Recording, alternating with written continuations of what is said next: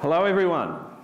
So today we're going to talk about brands. We're going to talk about how we think that brands need to behave to respond to a very fast-moving world and a world that's changing rapidly.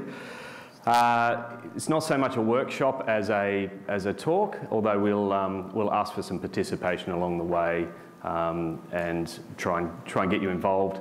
We'll do our best, despite the DJ box and the wedding reception down there, to make it interactive. So just quick introductions. We're born and raised. We're about 3.5 years into our journey as a brand business. We do everything from defining and developing brands through to communicating and amplifying brands. I'm Chris, so I'm the Managing Director. This is Brad, he's Creative Director, and this is Jordan, who's our Design Director. Brad and I came together back then to, I suppose, we moved away from bigger brand consultancies to do the same sort of thing for a smaller, nimbler offer for smaller, nimbler clients as well. So far, so good. And what we do is really, I suppose, the combination of brand consulting and a creative agency. So we set the vision for a brand and then we see it through. And we're going to talk a bit about brands today and what we define them as, and talk about then how we develop them to, as I said, respond to the way that the world is today. So we're really about helping businesses become better brands. There's a lot of businesses out there that are turning up, they're selling products, and that's about where it starts and ends. But as you've probably all seen, people have a lot of apathy towards brands these days, and it's important that you do give value back and make it more than just products. So we're going to talk about that today. We work across a range of categories. Hopefully this is going to do its thing. So we work across a range of categories, which makes our lives exciting. We love getting involved into different areas of industry and finding out things that can inform other categories. So that keeps it fresh and exciting. So we work with retail, we work with product, we work with property, we work with fashion, we work with financial services, the full gamut, and we love that mix of things. But in all cases, what we're trying to do is define a really, really strong purpose or idea that can sit behind a brand and create a really consistent experience, which is very different from a consistent look and feel, and we'll talk about that more today. How are we going? Is that still going?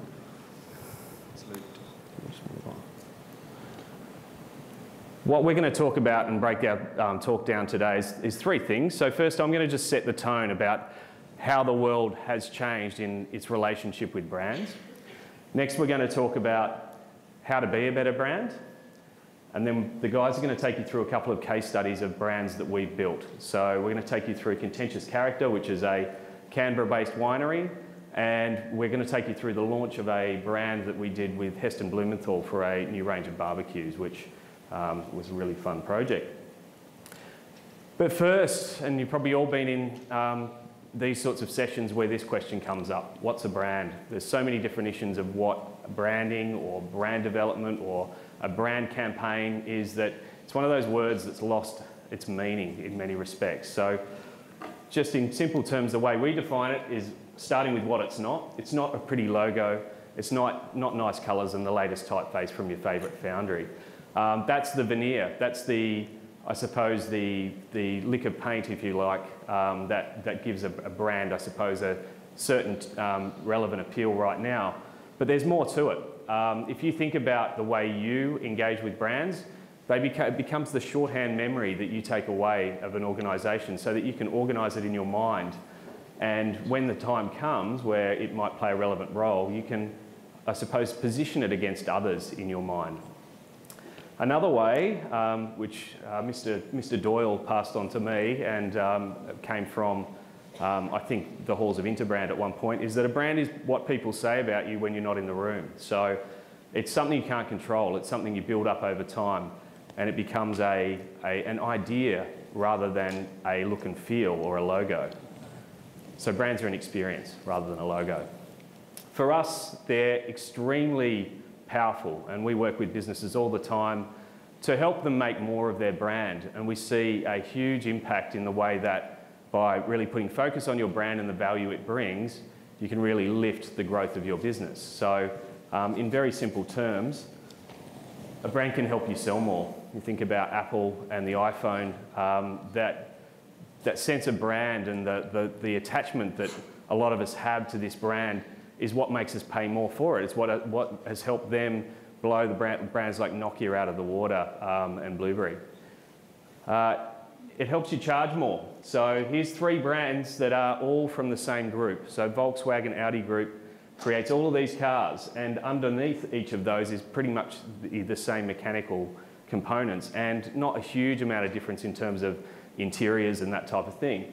Yet, as you probably all can relate to, there's a perceived value to the Audi versus the Volkswagen versus the Skoda, which has been built by crafting a brand experience and a brand positioning over time.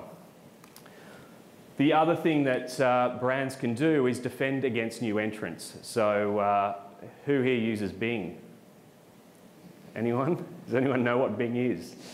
So Bing was created by Microsoft about probably 6 or 7 years ago and has never been able to really get a foothold because Google has created such a strong brand that we Google it. We don't talk about Binging it, that's for sure. So that's an example of how brand can create a fortress around you and defend against new entrants. And this is, I suppose, a salient thing as Amazon's coming to market here in Australia. A lot of brands are worried because in Australia, a lot of brands haven't been brands. They've been very much focused on selling product and doing the same thing as everyone else. And you know, when Amazon comes to market, a lot of brands are going to be in real trouble. Which moves me on to, I suppose, our view and the first part that we're really going to talk about, which is that the world is demanding more from brands. It's no longer about slapping a logo in the corner, having some consistent colours and hoping for the best. But I'm going to start by sharing a piece of advertising with you, and I'm going to ask what people think of it after I've played it. What is a car for? Is it really meant to sit still in a driveway? Just parked out the front, quietly collecting leaves? That's what some want you to believe. Get in the driver's seat, start up the engine, and just think about all the places you could go.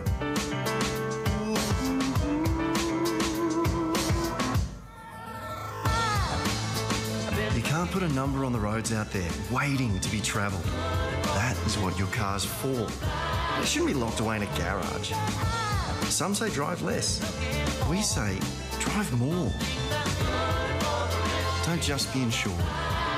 Be inspired. Allianz. Firstly, does anyone here work for Allianz? Good. And I suppose I've just set up my view on this ad, but I just wanted to ask people, does anyone have an opinion strongly one way or the other about this ad? Please. I thought it was really awful. Great. I mean, the premise that somehow there's this message that we should keep our cars under covers in our trashy front out company leagues is completely untrue. Absolutely. Anyone else? Anyone else got anything to add to that? Oh, sorry. At first I thought it was an ad for a car. Ad for a car. Right, okay. Yep. Yep. Yep. Absolutely. I absolutely hate this ad. And I suppose this is part of what we're going to talk about today, is that we've become incredibly cynical towards advertising because some of it's just not believable. What I think is there's a few issues with this ad. First, it suggests that you're going to change your behaviour based on insurance. So instead of sitting your car in the garage, all of a sudden you're going to drive it because Allianz is covering you, and that's okay, excellent. That's not going to happen, right? This is actually in response to UE, which talks about the less you drive, the cheaper your returns are, your what do they call them? Premiums. Now, that in itself makes sense on paper. Okay, so UE is saying, okay, you know, you pay less, and if you don't drive your car as often. So these guys are going, you can pay less, but you can still drive your car. But the way it's come out, as you suggested, is that we're all going to go, oh, I'm not going to drive my car today or I am going to drive my car today because I've got insurance thanks to Allianz. brands and marketers think that we're all thinking about their brands all the time, and we're not. We simply aren't. And that's a big problem, is that people don't give a shit about your brand as much as you give a shit about your brand. And we have to be authentic about what role they play in people's lives. And certainly being inspired because I'm paying insurance. Insurance is that thing that you pay for so that you don't have to think about it. It's that thing that you only worry about when stuff goes wrong. So for me, this is incredibly misguided advertising because it's expecting that we see that Allianz plays a bigger role in its life than it does. Over the years, we've talked about brand loyalty, devotion, followers, brand love, engagement. There's a fantastic talk by the head of planning from Wyden & Kennedy, Amsterdam, that's on SlideShare, and it's called How Not to Fail. And I've stolen a couple of his points of view because it's a really harsh sense of reality that people don't love brands anymore, and we'll talk about it a little bit further. But putting it bluntly, is people don't give a fuck about brands. And we are a branding agency, so our job is to overcome that and to overrule that, and we'll talk about that today. From that same presentation, 77% of people say they don't have a relationship with a brand these days. Now, there was once upon a time, not that long ago, where we were all putting logos on our t-shirts to identify with a tribe and show that we were somehow connected to you because we're into the same things. The world's changed, and we are making those connections through other ways and forms. So our task as brands is not to nurture this latent enthusiasm that we think that everyone's got waiting for our brands, but it's actually to overcome indifference, to overcome the fact that people aren't looking or caring, and that we're actually an interruption in their lives, and that we need to find a way to be a positive interruption. So I'm going to ask you, who can put up their hand and tell me 5 brands they love? Or even 2 or 3. Shout them out. I heard the Iconic. Did I? No, Spotify. Spotify. Awesome. Anyone else? Airbnb. Airbnb? Anyone else? Apple? Apple Mac? Sorry, I can't. Okay. Nike. Nike. Awesome. And Apple Mac. Anyone else? Sorry, what was yours? Citroën. Oh, very good. Very French. Anyone else, sorry? What is it, sorry? Planet Ark. That is absolutely a brand. Okay, and all of those people that have just shouted it out, do you think you could name another 2 or 3 or 4 or 5 off the cuff? Yeah? Okay, far away. Netflix? But I want to ask you. Oh, okay. Spotify, in the same vein or? No, up to you. Brands that you absolutely love and that make you feel great about life. Oh. Spotify, Apple, I really like Nike. That's 3, right? Yeah, that's 3. Instagram, that's a brand? Yeah, that's a brand. Yeah, that's where I stop. Okay, all right. So I think the point being that it's not that easy anymore.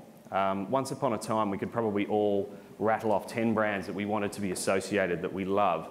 And the reality is that we'd probably all say the same 5 or 6. And we'll talk about those brands later because they are brands that give us something in life. So what's happened? What's changed? Why have we fallen out of love with brands? Well, firstly, we've become cynical bastards. And there's good reasons for that. I'm going to show you a piece of advertising that was out recently, Fly the Friendly Skies. Now, you've probably all seen United Airlines and their recent PR disaster of that doctor being effectively dragged and manhandled off the plane. So there's nowhere to hide anymore as a brand. Once upon a time, there weren't the channels of sharing. There weren't the channels of a two-way conversation. It was a brand advertised to you or use PR to talk to you. You believed their message because you had nothing else to believe otherwise, other than word of mouth, which didn't get around that easily back in the day. And they very much controlled their message. And these days, something bad happens, it spreads like wildfire. It spreads far quicker than any advertising campaign that United Airlines could come up with. I'm sure most of you haven't seen this. So there's only, you know, a camera phone's only a couple of metres away from a fuck up at any given time. And that's what we're facing, is we're facing a reality where people can see the truth behind corporations in a way that they never could before. So whereas the brand was very, very much a controlled veneer in past, everything's out in the open now and brands can't hide. So instead of just saying, they now have to do. They can't just put out a presence that we all buy into because we don't know any better. The other one is, I suppose, Allianz. So whilst they're not necessarily doing anything wrong, they've hit us with some communication advertising that assumes a role in our lives that we don't believe and we don't identify with. So the combination of, I suppose, inauthentic communications and basically inauthentic actions has led us to be a very cynical bunch of people when it comes to brands and not just believe everything we hear. Well, next one is everybody owns your brand. So this is back to, and builds on the first point, is that once upon a time, you controlled the message. Now, everybody's a part of the message. So through social channels, through sharing, through co-creation around brands, brands need to recognise themselves as a conversation rather than just being a one-way interaction. So as a result of that, any of the issues that might come up through cynicism or being found out through truth can easily be shared. It's a positive experience as well. If you think about social media, it's a fantastic ear to your customer and understanding what they like and what they don't like and what you need to fix. So there's some fantastic aspects of being a conversation as a brand rather than a one-way interaction. You can get people involved in shaping your brand, co-creating your brand. So there's some wonderful things. But get it wrong and be inauthentic and people will take things into their own hands. So I'm just going to play you another, it's a bit of a car thing going on today, I'm sorry about that, but we're just going to play this first video. So, we invited you here today to get your honest opinion about this new car. But to keep it unbiased, we removed all the badging and all the logos, so you won't know what brand it is. So go ahead and take some time. It's a Chevy Malibu. So go ahead and take some time, check it out, and let me know what you think it is. So it kind of reminds me a little bit of like an Audi. It's a Chevy Malibu. See in the back, I would say Lexus. Feels like a BMW. Oh, who said that? A BMW? Really? Come on, guys, let's try and be a little bit more subtle. The lines down here, they're seamless, like your classic German design. Like a BMW Tesla combination. Cheryl, are you high right now? Because that's not a real thing. So let's look at the interior. It has keyless entry. Oh. Ooh, keyless entry. My '84 Nissan Maxima had keyless entry. So this car supports Apple CarPlay. Siri, open maps. I don't understand. Siri, open maps. I don't see anything connected. Siri, open maps. Here's what I found on the web for gorilla masks. Do any of you have kids? I do. Yes. Yes? This car has a feature built in called Teen Driver Technology, which lets parents view how their teens are driving. We'll keep track of how many boys get in the car. We're all just laughing now because this guy's daughter's a whore. What price range would you put this car in? 50 to 65, I kind of like that range. It leans more towards the $80,000 bracket. I wouldn't pay a dime over $15,500. Well, what if I told you this is the 2016 Chevy Malibu? This car is a Chevy? No way. It's a Chevy. Really? All you guys are surprised it's a Chevy Malibu? I tell you what, you know what, Gary? I hate you. I've been telling you the whole time it was a Malibu. And now you're the surprised one? Kevin, don't look at me like that. You guys probably gonna edit me right out of this commercial, huh? I hate all of you. So that guy's done a job on Chevy with about 5 different ads. So he basically picks apart every one of their real people commercials. And as you can smell from looking at that, they're all paid actors. And immediately just the stuff coming out of their mouths feels so coached and crafted by the marketing team that we can smell it a mile away. And that guy has just destroyed their expensive marketing campaign and has got massive following on YouTube and massive number of hits. So just goes to show that if you try it on with people these days, they'll take it into their own hands. So everyone owns your brand, it's not just you. And if you don't control your message in the right way, they will.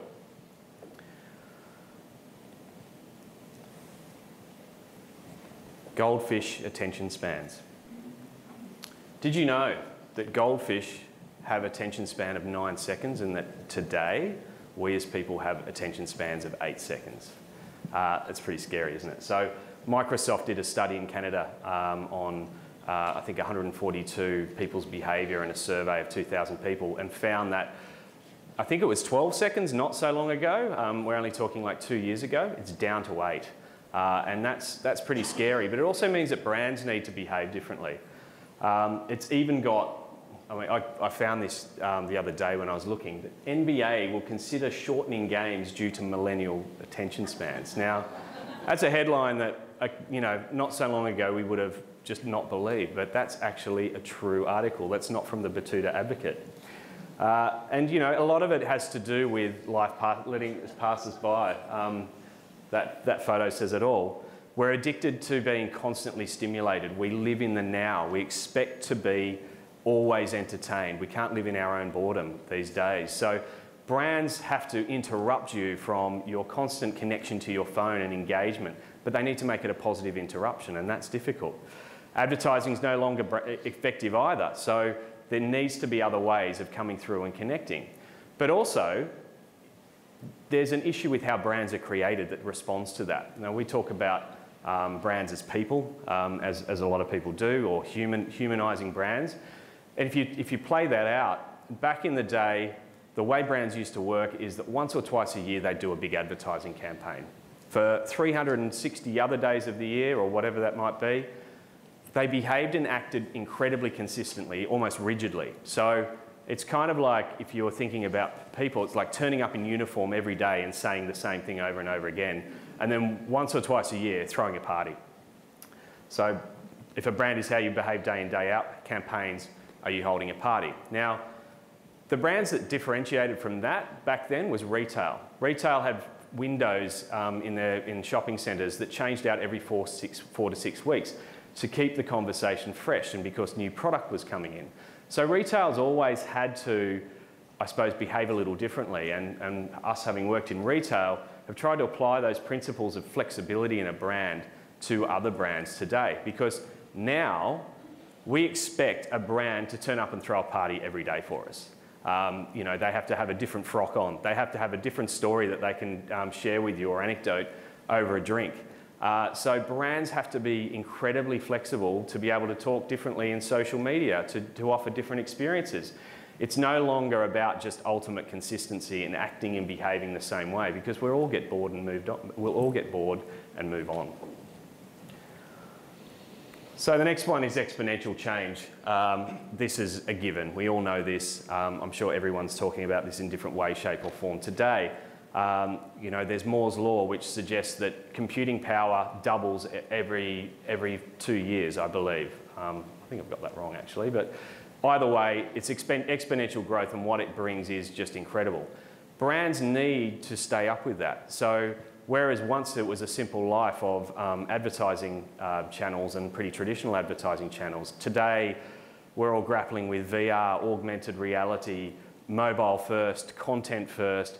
We're now talking AI as well, and God knows what that's going to bring. I don't know if you guys heard about Facebook having to turn off a couple of their AI bots because they created their own language and started talking to each other in a language that no one else could understand. So the robots are coming. So, you know, it's moving at such a rapid rate that it needs brands to not be consistent templates. It needs brands to be an ethos or an idea that can adapt and change and respond to how a world is moving around us. So, I mean, even 2 weeks ago, I don't think we would have even believed what I'm about to play. Did anyone see this? It's been less than a week since the deadliest mass shooting in American history. And foremost in all of our minds has been the loss and the grief felt by the people of Orlando. Here's the ground truth video of Obama saying the same words. Especially our friends who are lesbian, gay, bisexual, or transgender. I visited with the families of many of the victims on Thursday, and one thing I told them is that they're not alone.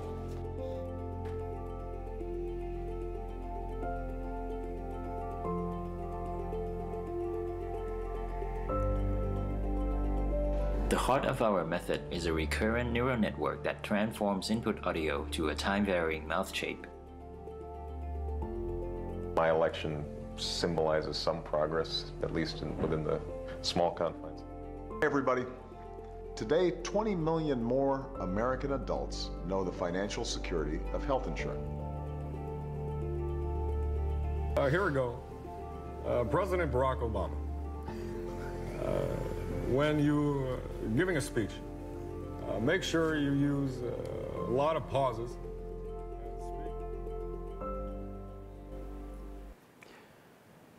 So that was fake video of Obama that I certainly couldn't pick the difference of, and that's created by AI. So we don't know what's coming. And when I play that out, I go, are we going to live in a world very shortly where a customer service representative from a brand is like that? And that means that as a brand practitioner, we're defining what these AI avatars look like, sound like, act like, what are their mannerisms, how do they dress? All of those sorts of things become part of the brand discussion.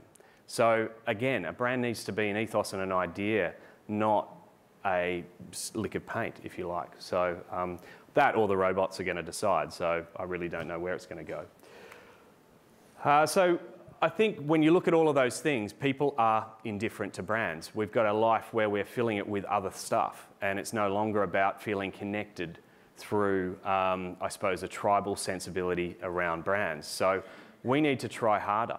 We need to find ways to make brands connect with people. And we're not saying that it's impossible, and we've got a business that's based on making those connections, but we need to extract more from businesses and through their brands. So I'm going to talk about what we think is really important when we are thinking about creating brands, and that's all around the value exchange. So as I said earlier, in past, we would pay businesses to buy their products, and we would have a bit of a rub-off in terms of how that made us feel from an image point of view.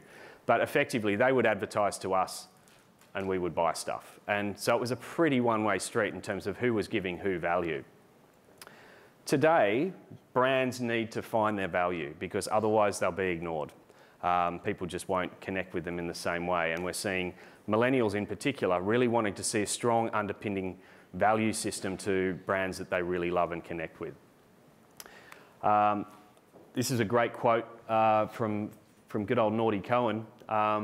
Make me look good, make me feel good, keep me entertained. That's really what millennials are looking for in brands. So for them, it is about how it presents them to the world and how they feel in comparison to their peers. So this is very important in how a brand works. So we need to give brands a platform where they can give value back. And there's a few different types of value that we're seeing, and this will start to relate to some of the brand examples that you guys were sharing earlier. So be useful, make life easier. So, you know, the likes of Uber, Airbnb, Airtasker here are all about simplifying our life and doing it in a way that feels quite pleasing at the same time. There's also making us smarter. Jord, I keep forgetting the name of it. Duolingo, so you know, learning a new language and making it really easy. Entertainment, so Spotify, for example. So how do we keep people entertained? Netflix, we love Netflix. As well as social currency. So what are the things that make us look good to our peers and show that we're out living life and having an experience which we all value these days? So Coachella, I mean, we were just saying the branding's gross, but the actual experience is, you know, something you want to share. Make the world a better place. So Planet Ark, perfect example of that. And, you know, there's a lot of Tesla fans out there because they're putting the planet as a priority and not necessarily about driving profits yet. So the brands we love today are less about conspicuous consumption and they're about giving a value back to our lives. It's a different type of brand to the brands that we all once fell in love with. So these businesses have changed the way the world works and they're the brands that we really appreciate. And you know, if you look at Airbnb, for example, it's a brand that at Semi-Permanent recently, Design Studio came across and actually talked about the case study. Now, we like the branding. We think it's good. Do we think it's disruptive and groundbreaking? No, not really. It's actually really strongly executed, but it's not completely divergent from the things that we expect. And in fact, there is a need, well actually, you know, and some people had opinions on the brand of other kinds. I don't know if you guys have seen some of these. So, I love that last one. So there's actually a truth that brands that are providing a really disruptive business model to the world need to play it a little bit safe with how their branding plays out. If you think about it, if Airbnb came out with something that was really wild, we probably wouldn't trust them because we need to anchor back to some kind of category conventions or normalities, though, that we can feel safe with that brand. So if they're doing things differently, we almost want that brand to present itself in a way that gives us a degree of comfort that everything's going to be okay. Look at Uber, look at Airbnb. Spotify's amped it up, but it started off pretty safe as well. Truth is, a lot of these brands start up with a minimum viable approach to their brand too, where they'll do what they need to get it to market and they'll revisit the brand later. So that's part of what contributes to that. But not everyone can be the next Airbnb. There's a lot of businesses out there with a lot of legacy issues that mean that they can't just go and turn around and turn their industry on its head. And we're there for them, not just the disruptors. We are there to help these brands find their real value and find a way through that they can connect with people in a way that's more meaningful than they have before. So while they might not be Airbnb, everyone's got a value to give. And if they don't, they probably shouldn't be in business. And you know, we've had some conversations with businesses where they really don't know why they're in business, and it's actually been, we're almost like life coaches for brands in a way, and you have people scratching their head going, do I really want to be doing this? Which can be pretty heavy. But the question to ask those businesses, what would the world miss if you weren't there tomorrow? If you aren't giving a value back to the world, even if that's within your niche and you're doing it a bit better than someone else, that's still a value. And we believe that it doesn't have to be this huge disruptive thing. It's about just amplifying the best qualities that you have and making the most of those. So what we really work through is giving a brand purpose, and you'll hear others talk about this. It's really about trying to find a reason for being, something that gets you out of bed in the morning. It's usually something that sat inside the CEO or the founder's head and was the reason that they started in the first place. So we try and get businesses back to that because quite often it gets lost in the mire along the way and all the other issues that are going on with business. Sometimes that purpose can change as a category does as well. We try and provide unity. So the way we go about building brands is about getting everyone around the campfire so that everyone's aligned and can not only understand what we're promising, but they can start to live it and believe it, and we can build a culture around that. So it's important that everyone's coming from the same place. And clarity. If you don't know what you stand for, there's a good chance that every piece of communication and every interaction with you have with someone, you sound muddled. You don't really have a point of view or a clarity to how you're coming across. So if you don't know what you stand for, how can you expect anyone else to understand who you stand for, what you stand for? And if that's the case, how do they position you as a memory in their mind against competitors? They simply can't, and you get caught in the middle, basically. So more to that, so purpose is reason for being, and that's really about, you know, it's not only the what, but it's also the why, and that's the important thing. We've moved on from a world which explains what you do. It's about why you do it. And we also underpin that with values that shape your actions. So we start to move in how you do things. And we also build personality traits, which hopefully that explains what it does. It's about the tone of communication and how you connect with people and how you separate yourself and your offer from others through, I suppose, a more emotional side as well. So in very simple terms, that's how we build a brand. We've got different models that we use at different times, but in simple terms, that's the way we create a brand that's not only about how it looks, but it's about how it acts, what it does, and how it comes to your world. But what's really important, and this is a very old advertising model back from when I was studying advertising strategy years back, you need to make sure that what you're creating around your purpose and your values and your personality is what people want and what's going to stand you apart. So you can't do that in a vacuum. You have to understand what's going to make you unique in your category or marketplace. How are you going to stand apart? You need to make sure that it's based on truth, not only your truth, but the consumer's truth. So it needs to be something that you can deliver and not make a promise that then falls flat in the first interaction that you have with the brand. And it has to be motivating, which is about that consumer truth. It needs to be something that people want. You know, you could be unique and true, but people hate it. So you need to make sure that it's something that is actually something that they want. And that's that shared passion between what you are as a brand and what they want. And that used to create what we'd call an advertising proposition back in the advertising days. Now, that was every account service person in an ad agency or every strategic planner had to write a brief effectively around those three things and come up with a proposition, which was I suppose you know, if you've got a big farm that you could play in, it's about putting a fence around a paddock and saying, this is the place we want our creatives to play. This is the space that makes sense for us. The problem is that a proposition is a here and now moment for advertising. And what we need to do is create something that can endure and change and grow with a brand. So when we look at it from a brand point of view, that's a purpose, but it still absolutely relates to what you need to do. And we've just changed the word unique to original, just because we like it better. Unique sounds a little bit like advertising speak. So we really try and make sure that our brands are original, authentic, and relevant. And that relevance not only is about this here and now moment, but it's about how a brand can constantly evolve and change and shift so that right at any given time in society, it's got a role to play and a relevant role. So we're going to talk about each of these areas now, and the guys will join me shortly with part of it and stop me talking so much. But the first thing, and as the point I was making earlier, is that brands have got two ways of being original, and ideally they can do both. But we've got originality in business model, and we've got originality in our brand expression. So you think about the likes of Uber, Airbnb, Google, Spotify. We've arranged those in terms of how original we think the brands behave. And as you can see, you know, we've put Uber down the bottom because we don't think as a brand it does anything particularly distinctive.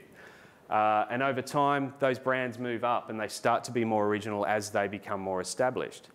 But if you're at the other end, like a Nike, for example, it's a very established business model. And yes, they bring innovation, but it's not to their core. It's around different interactions with people, and that's more about, to us, brand experience and brand delivery. But it's very original in its way of expression, and it has a very core idea that we all know and love. And if you've seen the latest Nike campaigns that are out on the streets, it feels very different every time it goes to market. There's no strict, structured set of rules with that brand. One we're going to talk about today is Deus, the motorcycle brand, or the apparel brand, depending which way you look at it.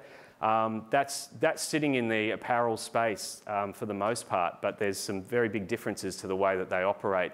And it's a reason that they've gone global, whereas a lot of brands are freaking out about Amazon. So we'll talk a little more about that. But they, in terms of originality, they're bringing some originality to their business model, but what they really bring is a uniqueness and authenticity to their brand. So to us, there's two ways of being original. One is the foundational business model, and the other is about being original about how you create your brand. Where you don't want to be is down here, where you've got neither an original business model nor a distinctive brand in the way that it's going to market. People can absorb 3 to 5 pieces of information on any given topic. That's called working memory. So if you're in a situation where you need to think about what pair of sneakers you're going to buy or which restaurant you're going to, you're going to have a limited capacity for holding too many names in your head. And this is pretty logical stuff. But if you're following everyone else, if you're looking to your nearest competitor for what they're doing next to work out what you're doing next, if you're looking at how they're presenting their brand and expressing themselves for your ideas rather than out of category or in different ways, then you're never going to rise up into being that top 3 or 5. You're going to probably be somewhere in the middle. You'll probably do okay, but you'll never be that standout brand that really brings value and meaning to people's lives. So Brad's going to come up and talk a little about how we think you can step that up in terms of bravery. Cheers, Chris. Hello, everyone. So I want to talk to you about the importance of standing for something. So to do that, you really need to get brave. And now and again, you need to get weird. Often when we approach new projects, we always look outside to the world to see what everyone's doing in different categories, and often wonder, you know, what happens if we actually do the opposite? An example of this is Muji. We all know Muji. It's a bit of a haven for designers and creative folk. These guys approached their model slightly different. So usually design of that nature comes at a very high cost, whereas Muji lower that price to a much more affordable price so everyone can get involved. Audi is another one. These guys, you know, the supermarket industry is pretty boring, let's face it. You've got Coles and Woolies constantly battling out. It's all about, again, it's all about price. They don't really focus on the product. And certainly from an advertising point of view or a design point of view, they don't stand out. Whereas Audi do weird stuff. You know, some of those ads are so bonkers, but they get your attention and they stand out. And for that reason, they're doing incredibly well. They also focus on price, of course, but they do it in a different way. Another one, whoa. Another one is, I don't know why that played. Another one is Gucci. So this campaign, which I'm about to show you, has just come out like literally a week ago. Gucci is usually pretty highbrow. You know, they're buttoned up, they're pretty straight up and down, they're almost to a pretentious level. Whereas this campaign has completely shifted. Here it is.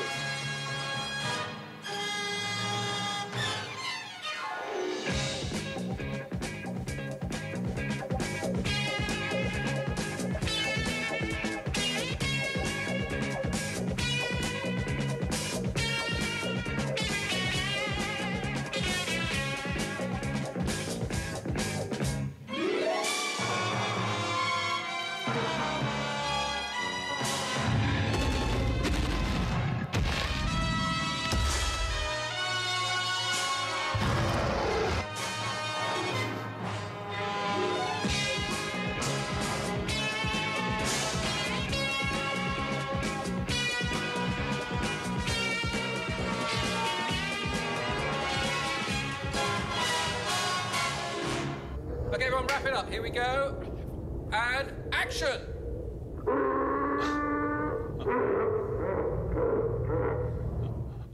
Weird, bizarre, but I guarantee you you'll remember that.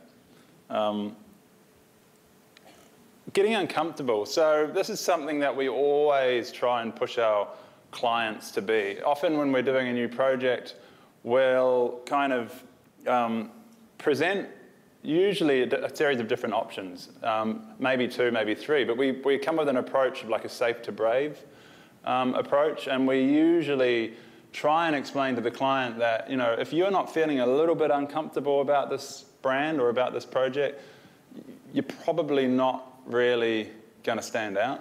So it's really about getting out there, being different, and trying to make a point, trying to make your own space in the world. I'm going to show you something now. It's an old project, but it's pretty radical for its time. I mean, for me, as a young designer, I remember this coming out and going, what the fuck? I didn't even know if it was good, but what I knew is that they were doing something so different, and the world just stood up and paid attention. Imagine it's 2008. Here's Obama again. Obama's just been elected. Britney's just shaved her hair. The iPhone had just come out and looked like that. And Instagram had literally just started. The new logo for the London Olympics in 2012 has been unveiled in central London. It took a year to design, and young people were involved in designing it. I love that. And young people were involved. What they were referring to was this.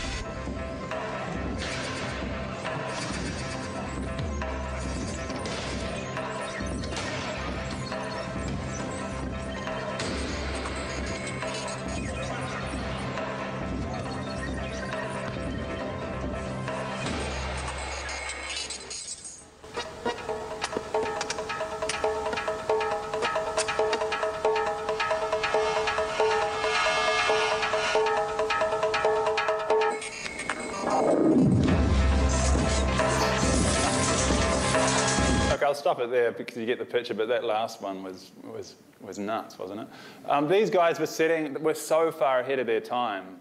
I mean, they really were. That whole brand was designed for a digital world, and it was only 2008 where no one was doing that kind of stuff. Also, the Olympics obviously weren't actually going to be launched for start till 2012. So 2008, they had to design this thing so that when it actually became time to launch, most people were ready for it, and the world was kind of starting to accept that brands should act differently. Of course, there were those that hated it. The whole world went bonkers, to be honest. People were demanding that they change the logo. People were calling it, doing their own interpretations of the mark. There were many others, but some of them were pretty horrendous. But I guess the point is, you've got to remember what's happening here. Oh, we've got a problem. Oh, no, we don't. That's just me, sorry. I thought we changed the slides around at the last minute. So there were all sorts of comments from, it triggers epilepsy, which apparently it did in some cases. It was racist because it spelt out Zion. It was ugly and uncomfortable. It used acid colours. It was a disgrace. It was too young, but yet most youngsters hated it. These were all straight out of newspaper clippings, by the way. And the last one was the best.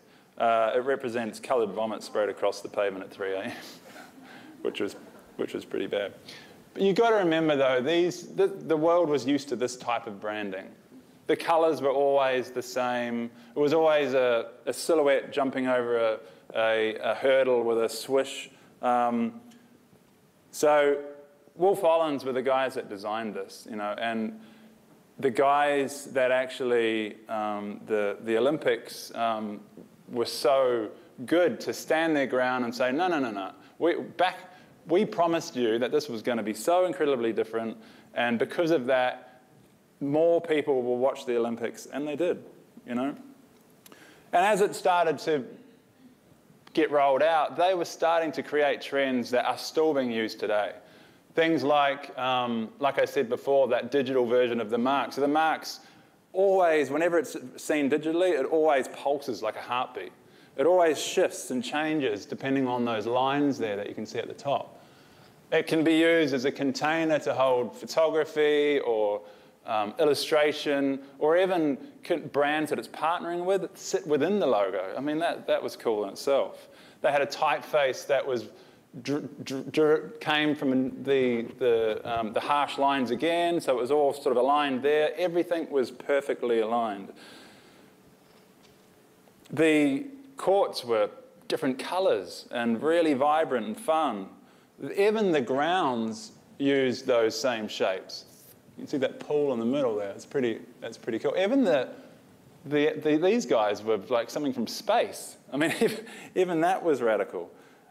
So the games came to a close, and of course, they were praised. People loved it. It was the most memorable games ever, and it was all good. We just love to hate things. We don't like change, so we like to whinge and we like to kind of have our say, but eventually we get used to it, just like the Airbnb. Be authentic. So, I think this is me, mate. it is, isn't it? Jump up. You're like, ugh. So we've talked about authenticity quite a bit already, but another way of thinking about a brand is that it's a promise delivered, and if it doesn't deliver what it's talking about, then you've got a serious problem. So you have to start from the truth. If you're not coming from a place that you can act upon, that can drive experiences and content and all of those sorts of other pieces that we expect a brand to deliver these days, then you've got a problem. You can't. Once upon a time, you could put an ad up and you could craft it however you like and hope for the best, and hopefully when people came in and bought a product or whatever from you, hopefully that experience was okay. But today, we expect brands to be creating live experiences for us. We expect them to be delivering authentic content all the time. We expect them to be having a real conversation with us over social channels. So you need to be coming from a place that you're actually living rather than just talking about. And that comes down to show rather than tell. When we create campaigns these days, we don't talk about stuff. We do stuff, we shoot it or film it, and then we deliver that stuff. And as a consequence, we'll shoot a traditional campaign around that. So we take a content first or experience first type approach with our campaigns so that we can connect with people for a longer time than just through a piece of paid advertising, and that's really important. There has to be a complete connection between brand and product, and that's obviously, that you guys have all talked about digital brands, Spotify, Airbnb, etc. today as ones that you hold up. And that interaction that you have with the brand, that user experience, is absolutely what's driving our perception of brand today. So you need to make sure that there is this absolute connection between what your brand stands for and the experience that it delivers. And that goes for digital and non-digital. And Brad will talk about Everjour shortly and how there was a massive connection between the way that we created that brand and what the product was doing. Experiences over stuff. We know, and hopefully you know, that people place more value on experiences these days than they do in material assets and things. We want nice things, but we want experiences more so. So it's important that you are creating those experiences and letting people in and letting them participate in your brand rather than just telling them stuff. This is actually a perceived brand authenticity scale, and I'm not going to go through every single point, but a lot of this actually talks about consistency as well as some of the things that we would consider authenticity. But as you can see, integrity, credibility, continuity, and symbolism and how it relates to people's lives and gives value back is all part of what is being used to measure a brand's authenticity, which is seen as one of the strongest measures of all of a brand's value.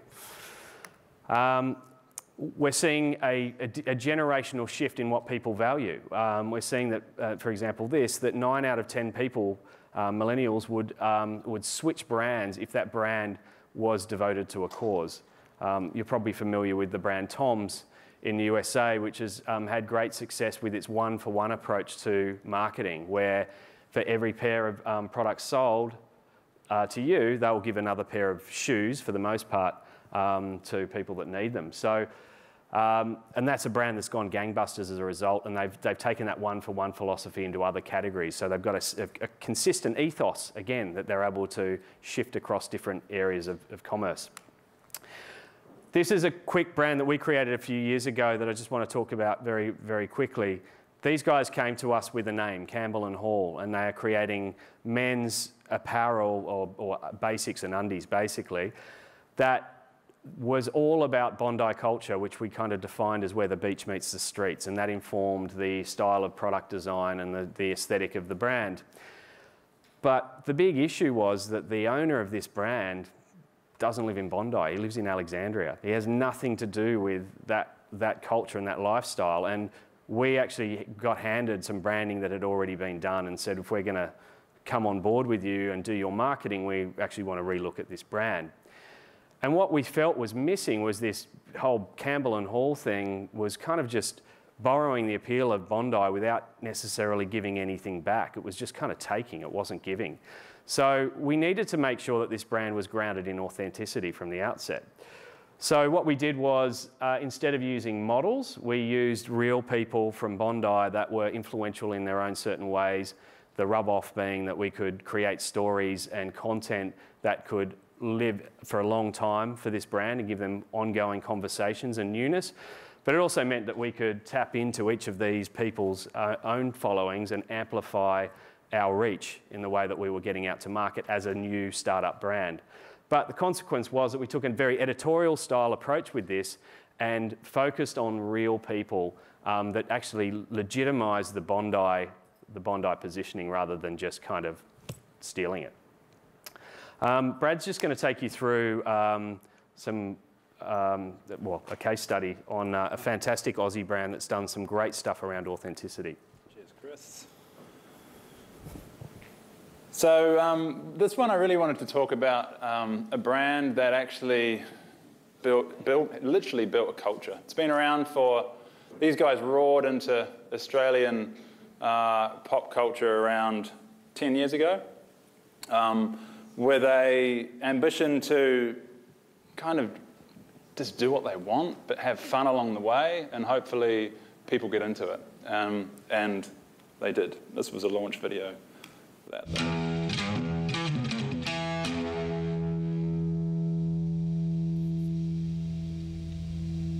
They say that once there were gods who walked the face of the earth. Spirits who lived here with us. They were strong and powerful. But that they were made of nothing but wind and dirt and water. Beings whose magic came not by knowing where they were, but by knowing how to get lost. Knowing that the way home is not to come back, but to keep going. Sideways, backwards, along the crooked road toward an open heart and into the unknown. They say these gods have left us, that they live now only in stories, in the tales we tell ourselves. But are they really gone?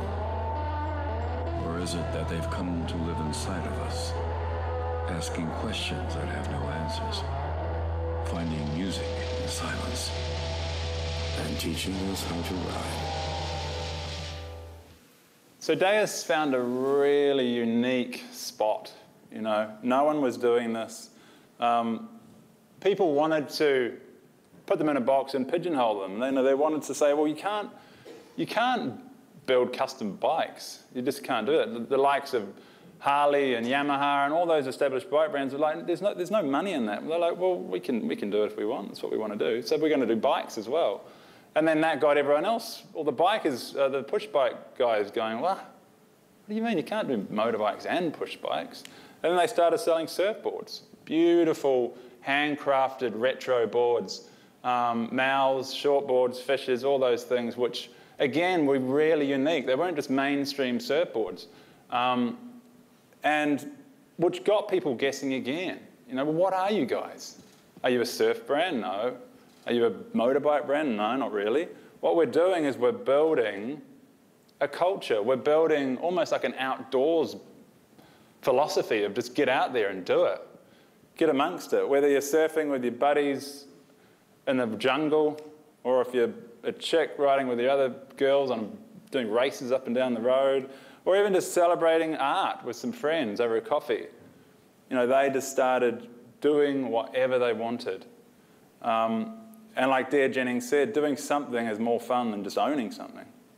So they started opening stores. By the way, they've got 6 stores now globally around the world. And really they call them flagships. And really they are shrines where people come to learn stuff.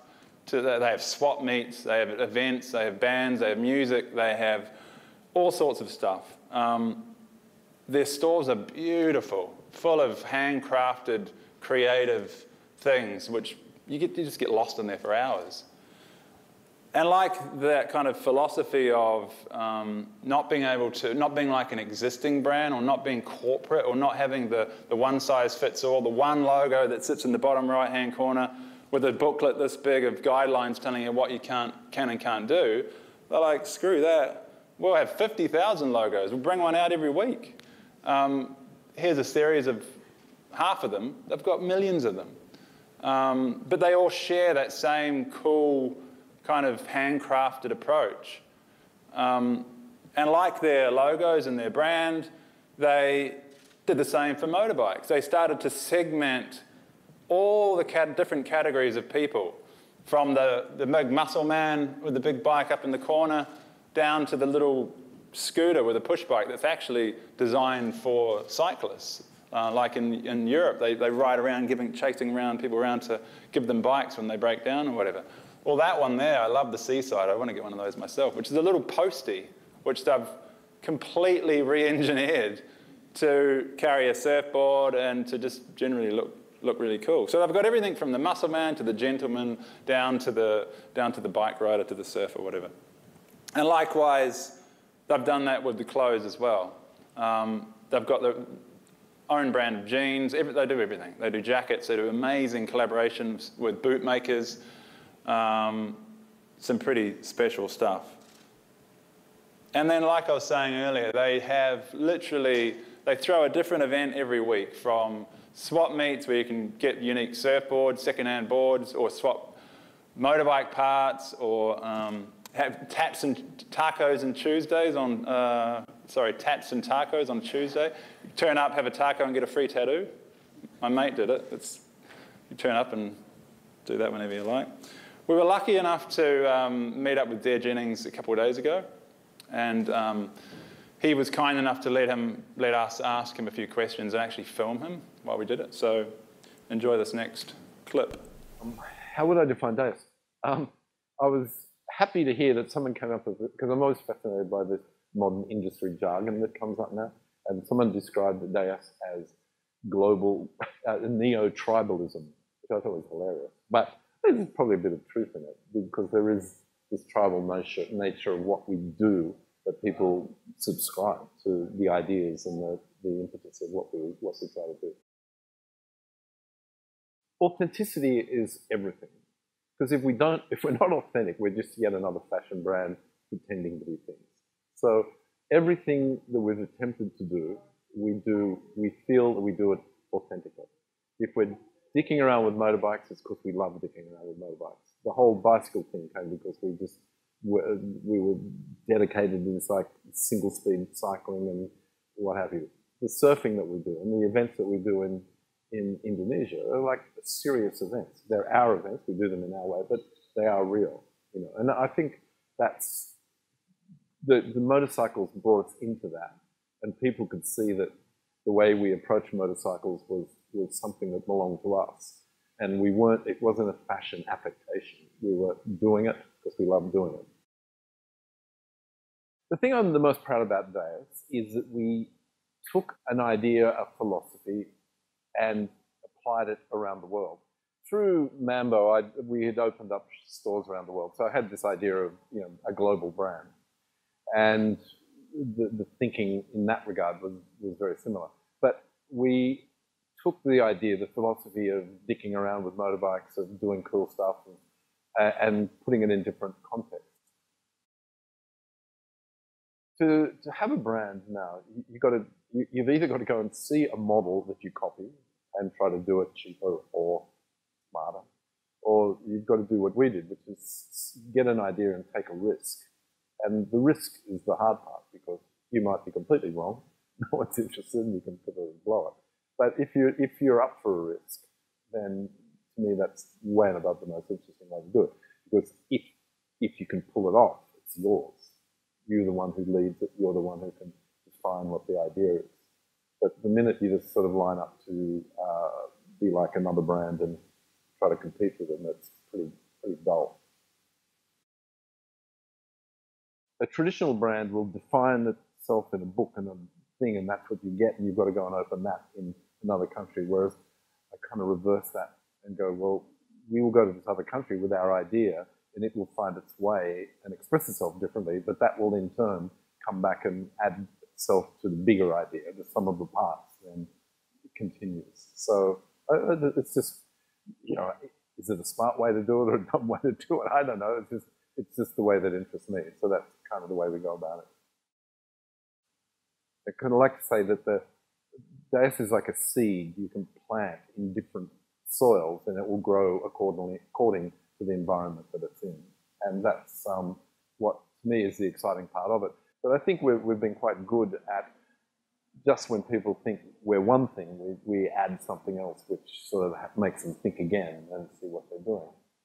I mean, Carby's had great fun working with these guys in California on the Luftercool air-cooled Porsche project. And again, everyone said, but you guys are not cars, are you? Like, well, we like them, so we're doing it. You know, it's our brand, we'll do it, we've got to go like. And so in that, it keeps people coming back to see what it is.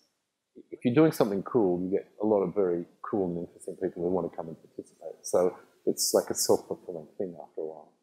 We're spoiled for choice in terms of wonderful people that come and want to contribute and add something or be part of what we're doing. There's not, I would say that there's been nothing that's been a complete disaster, but we certainly don't have focus groups or anything like that. It's really just the gang who works here and what we like and what we think is kind of a reasonable progression from what it is that we're doing. And because we have to keep it fresh and we have to keep it interesting. I think Deus remains current just because the people that work here are current. You know, and there's this, you know, I'm in my late 60s, whereas I work upstairs with guys in their 20s. So it's always, you know, this weird dichotomy of, and I'm interested, you know, I'm always interested in youth culture, but to be honest, it gets harder and harder because the distance between a 20-year-old and what will soon be a 70-year-old is a long way. But in the end, that's really what keeps it interesting. I've always said that modifying motorbikes is probably the worst way in the world to try to make money, but if you want to get people's attention, it's the perfect way to do it. So yeah, Des, he's an amazing guy with a shared belief of, look, he got together with Carby Tuckwell and another guy, I can't remember his name now, who's co-founders, and they literally just created a following. They're based in Campertown over in down by the university there. So yeah, if you haven't been there, check it out. Oh, good. What are we on now? Is that you, Chris? Yeah. So, apologies for that video glitch, people, but really, I suppose the next and last point that we'll talk about with brands before we show some examples is that dynamic and flexible aspect that allows you to stay relevant. So, you know, it's no longer about, you know, you can't just be that matching luggage type piece. It's got to be something that can flex and evolve and shift over time. So, Jord, I'll hand you over to just take through the KVB and a couple of other things. Okay. I'm going to say something instead of just sitting in the corner. So, I'm just going to go back to that. So, be dynamic and flexible. I think there was a time when that would freak people out. I remember when I left university and became a graphic designer, I wanted to put logos on things, make beautifully crafted letterheads and things like that. But being dynamic and flexible and having a dynamic and flexible brand, it's not even forward thinking anymore, and it shouldn't be. It's necessity. the corporate identity mindset, those days are completely gone, because it's not about just slapping a logo on anything and everything. As Chris mentioned before, like, brands can't just wear the same thing every day and then once a year throw a party, change their outfit and do a campaign. So it is time to ditch the matching luggage. Brands can't be so cumbersome in the way that they communicate anymore. They can't just say one thing all the time. They're constantly having to have different conversations, saying something relevant, and those different conversations are playing out in all different places. Brands need to expect to be questioned, and they need to be able to respond when they are questioned. So they need to be flexible. The template approach to branding is completely dead. So brands need to be ready at a moment's notice to change their tone, change their format. They need to be able to update and move on to the next thing. They can't wait around and then all of a sudden realize they're completely out of date and have to change themselves completely. They need to be able to just react. This is a brand that we did for KVB, Carl von Buss Institute of Design. Incredibly flexible identity system. KVB have a huge number of different courses, different ages of students, and this brand hasn't even got a single logo. It's got loads of different logos that we can call upon and use where we need to, and loads of different ways of talking. And that allowed us to communicate with different people, different audiences, on a number of different levels.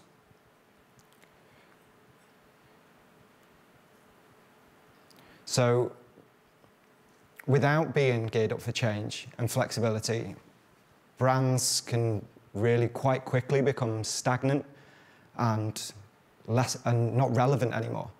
And in not being relevant anymore, they lose their audience. So things are, as Chris has touched on before as well, like, things are moving on at an incredibly fast rate, astronomical. So 3 years ago, no Instagram. We weren't seeing hundreds and hundreds of different images every single day. And last week, we released an AI version of an ex-president that we can't even tell the difference from the real one. So things are moving that quickly. And the format and the platform, and the medium are constantly shifting.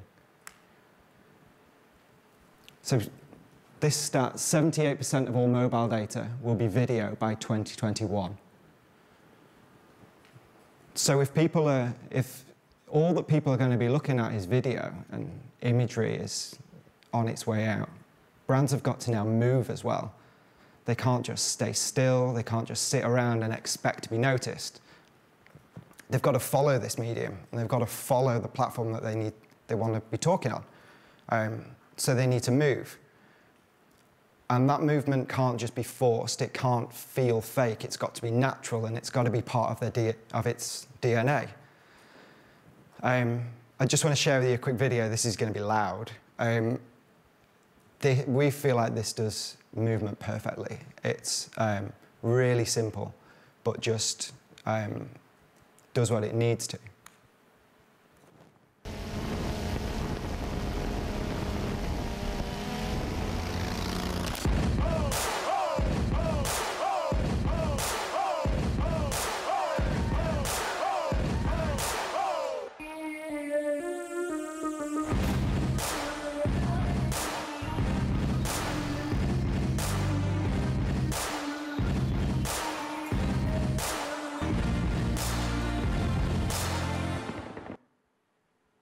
So that's Viceland.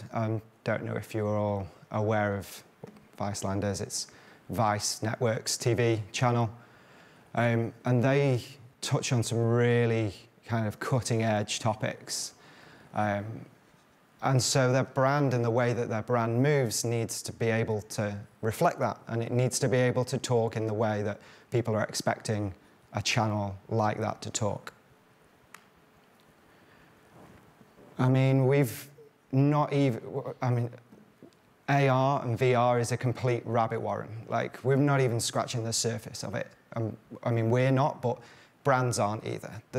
No brand's doing AR and VR properly yet. And so we've no idea where that's going to go or what people are going to start doing with it. But when that does happen, and it is coming, it's so soon, what happens when an audience expects a brand to work in virtual reality? How is a static brand, how is a brand that's not going to move, going to be able to survive in a place that's completely animated? It's just not going to happen. So brands, therefore, are going to have to be dynamic, flexible, and move. The landscape shifts even further, and even moving away from a visual perspective, brands like Uber actively trying to reduce down to a zero-click business. So Uber are trying to move from you actually having to touch anything to use and interact with that brand. They don't want you to pick up your phone. They want it to be voice activated. They want it to be so intertwined with what you're doing that, yeah, you don't have to look at anything. So when we remove those screens and when we remove the visual aspect of it, how are brands going to stay relevant? How are we going to interact with them? Are we going to have to start interacting through brands and knowing what brands are talking about just through noise alone or touch? So we're going to focus on the sonic branding. It's nothing new. So brands have been doing it for years and years to kind of add another string to their bow. So I'm going to play a few sounds which are associated with different brands, and hopefully you guys are going to get them. So just kind of stick your hand up if you know what they are. Anybody know what that is?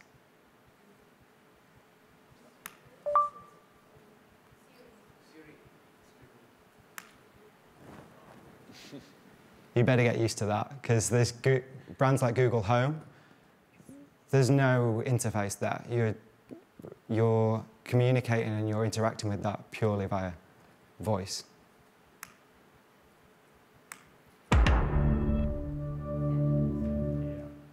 Yeah.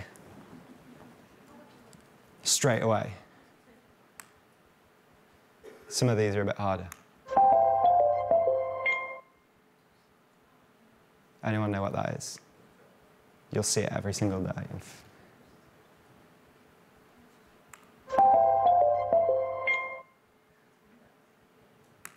It's LG. And if you hear that and see it next to it, it becomes a completely different thing.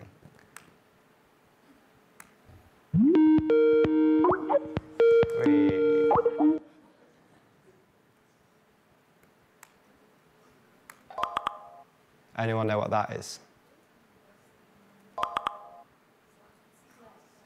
Yeah.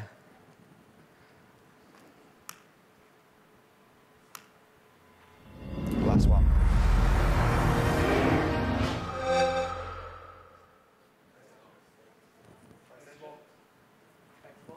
Xbox.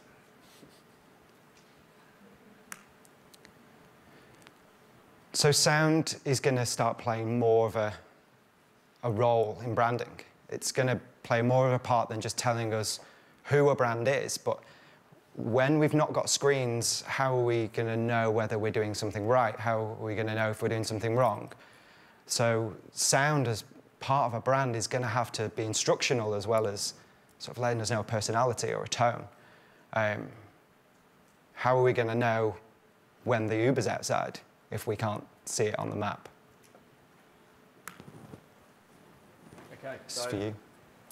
We're running out of time. I'm keen for you guys to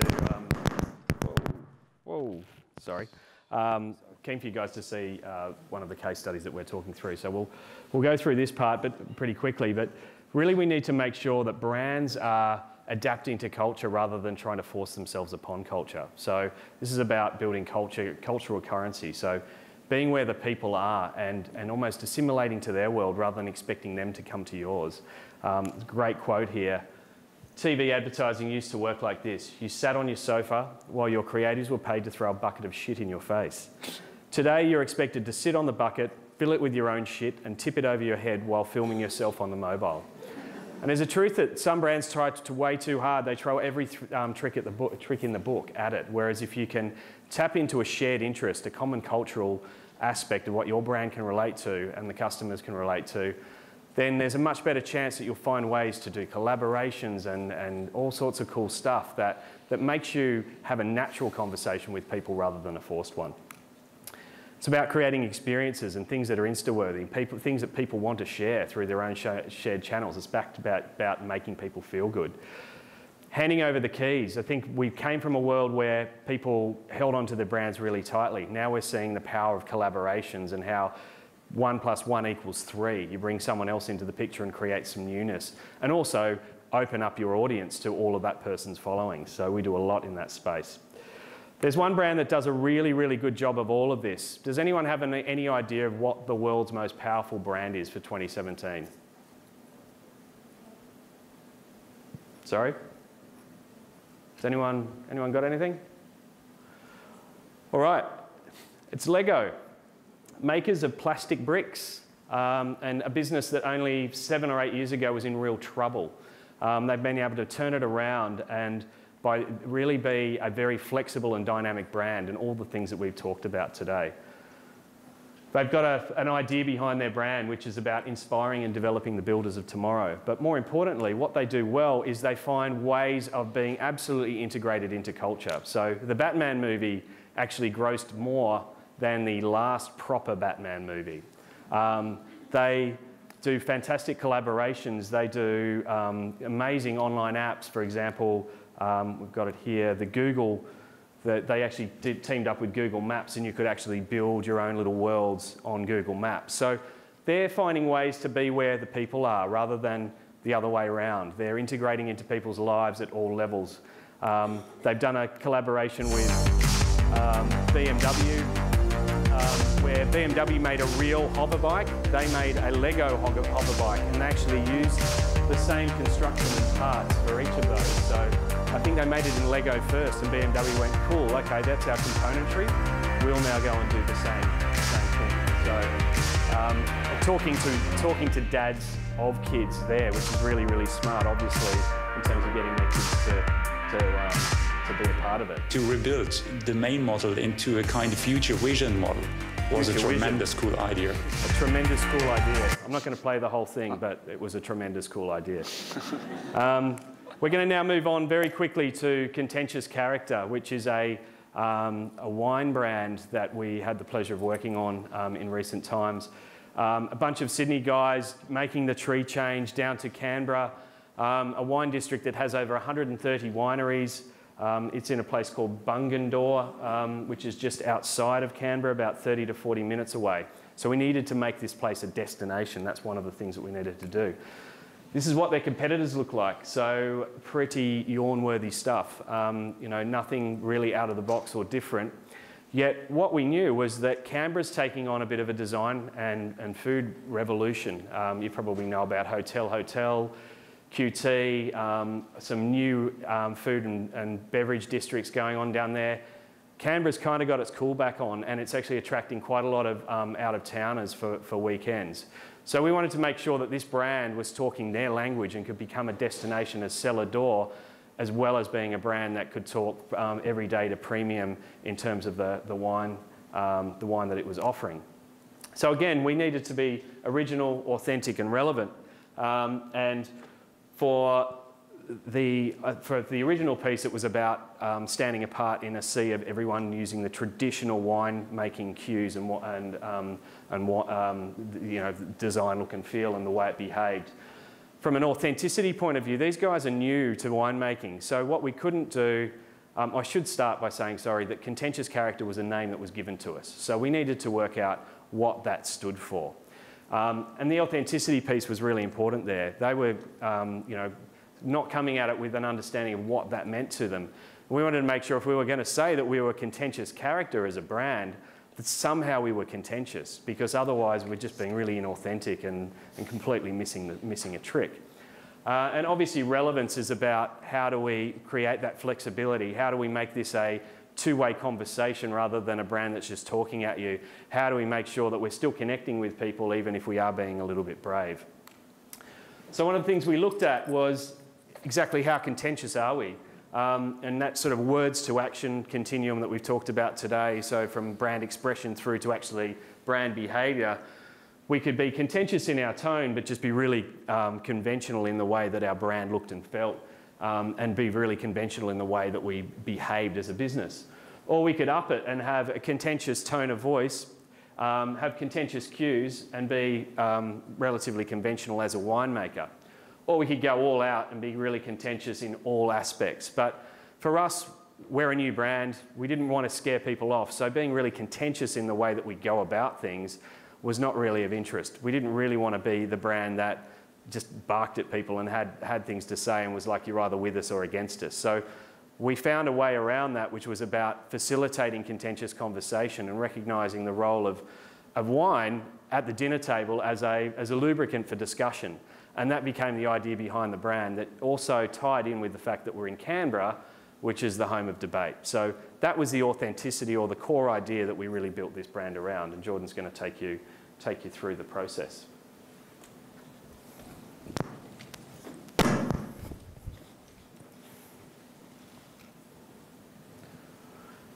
So we've got a strategy in place for contentious character, so we need to bring the brand to life, essentially. So just to start off with, the process we went through on this particular project is one that we like to go through really with as many clients' projects as possible. Working with the strategy, we do what we would call a 24-hour crit. What that is, the creatives working on the project in a really short amount of time, using just reference and really quick ideas, can generate a lot of different territories, or design territories that we can kind of apply different ideas to for each different brand. And this is something that we, like I say, like to do as often as we can. So for contentious character, we went through this process and we took in the initial meeting 6 different territories down. These territories are summed up with a short paragraph explaining what the idea is, some reference. That could be design reference, it could be wallpaper if it's relevant, it could be anything. But it's something that visually helps us explain that idea. And what this does is it allows us to sort of talk to the client and sell an idea in rather than selling in a way something's going to look. From that process, we got down to 3 design routes that we progressed. I'll take you really quickly through those. We had one called Start Something. Contentious character, we looked at the insight that people debated over bottles of wine. Everybody has a glass of wine and gets a little bit leery and has a little argument. So we wanted to use language to talk to that. This one was called Contentious Family. We looked at, it talks to the contentious character guys wanted to do programming and have events and have all these different people coming into their cellar door, and this route talks to that and all these different people coming together to make something more. And this one, which is the one that went forward, Clash of Culture, which was, we wanted to take a really traditional idea, something that was quite obvious in that market, and a coat of arms on a wine bottle, and put a modern twist on it. So how do we get from here to the final product? So I'm just going to ask you to walk through this from your top left. We engaged an illustrator to get our visual styling. We briefed the illustrator. We wanted this kind of locking hands. It was almost like an arm wrestle, people joining, but people also, there's some contentiousness there, there's a bit of fight. We had some reference, we wanted an old style crest, and we gave the illustrator a bit of style to work with. he came back with 2 guys arm wrestling, and we had a presentation the next day. So we kind of had to go about it quite quickly, and eventually we developed that, changed the hands, looked at each individual element of the logo, and we came out with our modern twist on a coat of arms.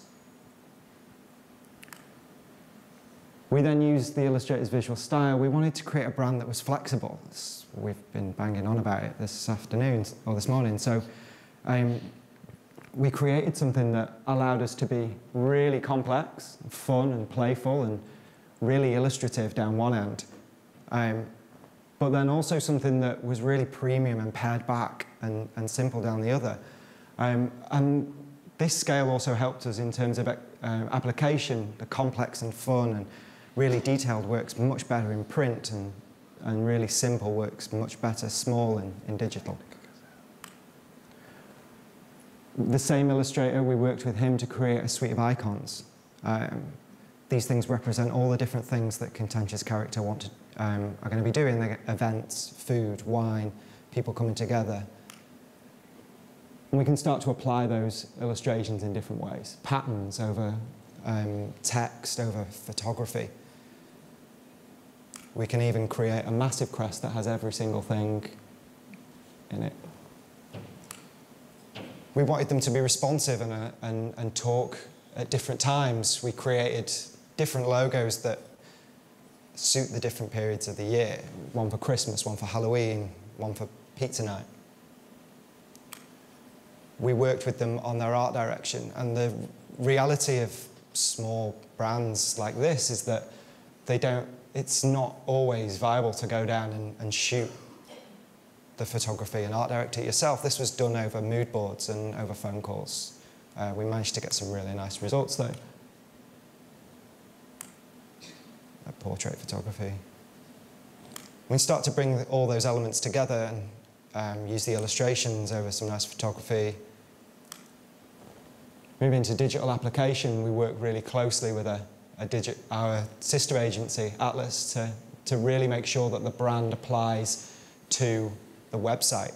People can find out more and buy wine and book events. This brand also needed to act like it was doing events, so it needed to promote them, and it needed to promote them to all different audiences. So we had to use our brand toolkit over posters and over social to help people, to allow the brand to talk to people, ask questions, and stay relevant. We also worked on more traditional applications, signage. It is a cellar door, so signage, stationery, menus, etc. And we also solved all the problems. They had old stock that they needed to they wanted to sell, but they obviously had a new brand. So how does that fit? How do they still sell their old thing but look like their new thing? And we came up with this idea of stickering over the old boxes to bring in the new brand. We created table mats that also doubled up as bottle wraps. And we also applied the brand to the obvious wine bottles. And we also had to create an incredibly complex toolkit explaining how to use this thing, and so that the guys who would take the brand and live with it weren't confined to a strict set of guidelines. It was more of a kit of parts that we could really say, here are all the pieces, this is how you use them, go ahead and kind of make it work. So that's the case study.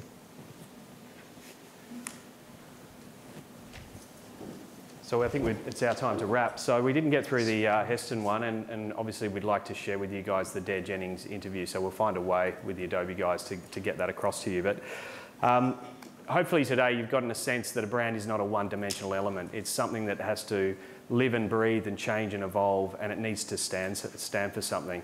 And it's up to us as people that are practicing brands to find that value and to deliver that in a way that can make sure that it's constantly relevant and it's playing a key role in people's lives, so we can overcome that don't give a fuck factor. So thanks for your time, everyone. Really appreciate it.